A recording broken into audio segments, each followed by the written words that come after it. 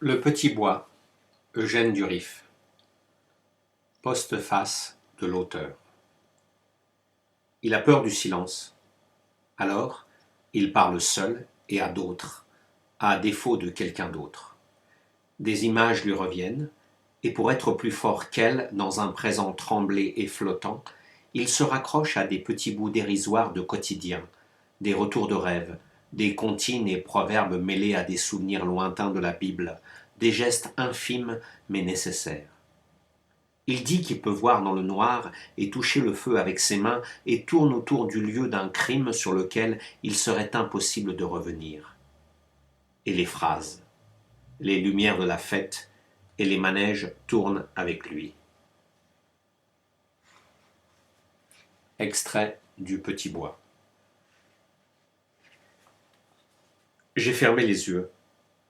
Nous sommes partis en direction du Petit Bois. Elle me suivait sans un mot. J'ai cru voir un sourire dans l'ombre et son visage penché vers moi. Cette voix que j'entendais comme un double d'elle, une lumière qui serait tombée de sa bouche. Cela s'est arrêté, fixé, photographié pour toujours, souffle suspendu dans l'ombre, ferme les yeux, ne les laisse pas ouverts sur le blanc, une étreinte. Cela ressemblait à une étreinte, et mon souffle aussi suspendu dans l'attente. Ma voix, lui parlant, un peu enrouée, voilée on aurait dit, tentait de lui expliquer que le temps était proche. Oui, le temps était proche. Ce sourire qu'elle a eu, j'ai fermé les yeux. J'ai vu que tout partait en tourbillon, allait valdinguer dans l'infini, mon souffle s'épuisant à retrouver le sien dans le noir, un râle qui faiblissait doucement. Je sentais le froid me coller à la peau. Ses lèvres. Je les ai embrassées longtemps, comme pour retrouver le souffle absent. De tout cela, je me souviens et ne me souviens pas.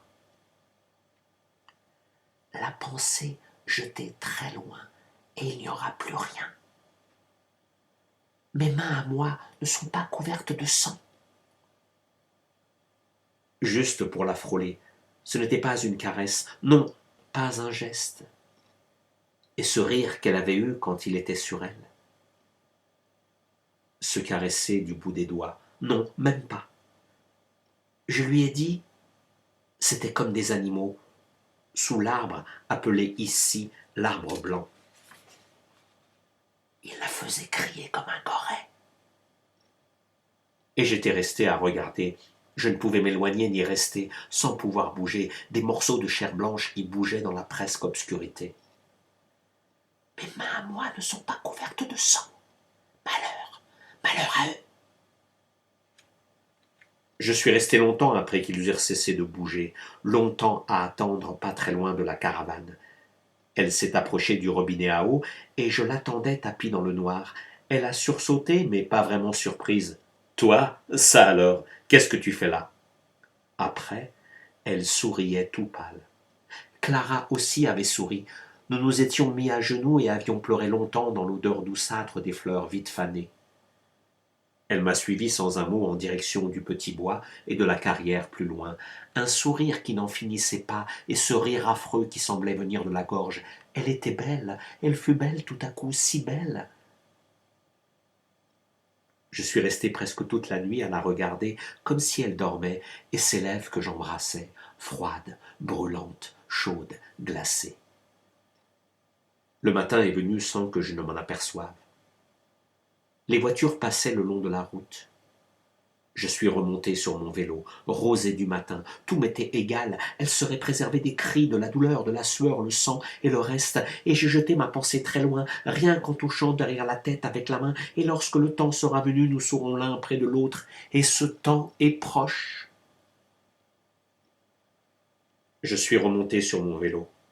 Il faisait froid. Ce n'était pas la même, et c'était bien elle. Je l'ai regardée une dernière fois avant de partir. Je suis retourné à la maison, le plein jour maintenant, dormir dans la grange. Je ne crains rien. Le tueur de cochons était déjà dans son jardin à retourner la terre, bêché avec entrain. Il sifflait, chantonnait. « La Ventura, c'est la vie que je mène avec toi. La Ventura. » Un coup dans la terre et La Ventura. Il ne m'a pas vu. Je me suis lavé les mains, dormi sur le vieux canapé dans la grange, réveillé seulement par la voix des deux types. Vous n'avez aucune idée de... J'ai attendu la nuit, parti sur mon vélo, un tourbillon, le noir que je vois comme on touche des mains. Je ne crains plus le feu, et le noir ne me fait pas peur. Je sais parler aux oiseaux et aux pierres. Ils devraient trembler en pensant à ce qui les attend. Au lieu de cela, ils ne songent qu'à poursuivre celui par lequel la volonté toute-puissante s'est accomplie. Je m'endors dans la terre. Je m'endors dans un trou de terre. Vous n'imagineriez pas. J'ai serré si doucement pour qu'elle s'endorme, alors comme une poupée de porcelaine, et ce sourire, oui, serré, serré contre moi. Je suis là. J'attends. Je n'attends pas. Je pourrais m'endormir si je le voulais. Leurs chiens ne me font pas peur. Les yeux se ferment malgré eux. Je n'ai aucune crainte. De nuit, alors, il n'y en aura plus pour ceux qui peuvent la voir autrement. Et la lumière ou l'ombre, cela n'aura plus d'importance.